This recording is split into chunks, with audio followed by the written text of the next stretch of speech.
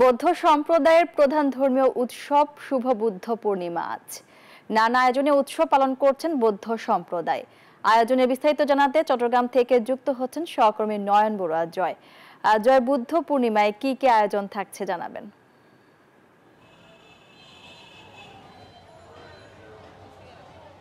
ধন্যবাদ মণি, আপনাকে এর আগের ঘন্টায় কিন্তু আমরা দেখানোর চেষ্টা করেছি। দেখতে পাচ্ছেন যে নন্দনকানন বৌদ্ধ মন্দিরে আমরা আছি।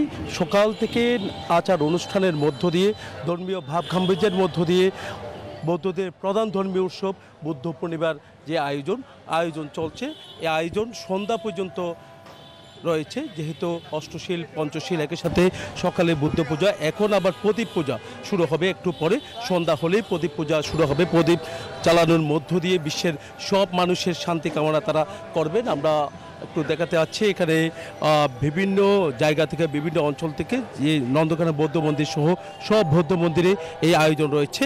যেহেতু বৌদ্ধদের প্রধান ধর্মীয় উৎসব, তার কারণে এই বৌদ্ধ পূর্ণিমায় কিন্তু সবচেয়ে বেশি এখানে বৌদ্ধ নরনারীরা বৌদ্ধ মন্দিরগুলোতে আসে। এবারও তার কোনো ব্যতিক্রম আমরা দেখছি না। বুদ্ধ পূজা ছিল সকালের দিকে, এখন কিন্তু প্রদীপ পূজা শুরু হবে। তো আমরা দেখছি এই মন্দিরের উপরে এখানে ধর্মদেশনা দিচ্ছে বৌদ্ধ ভিক্ষুরা।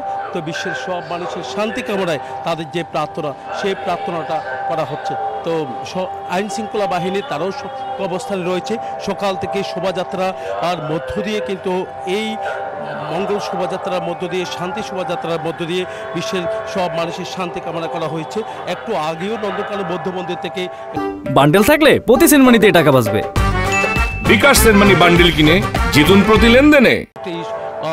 শান্তি শোভাযাত্রা বের করা হয়।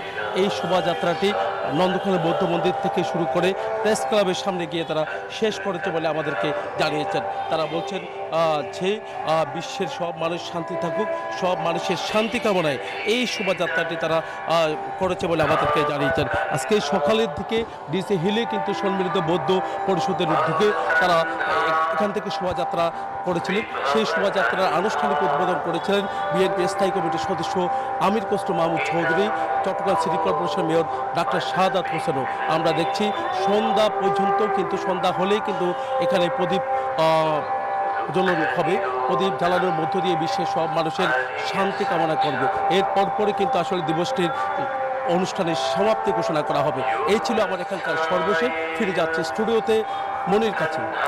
জয়, আপনাকে ধন্যবাদ।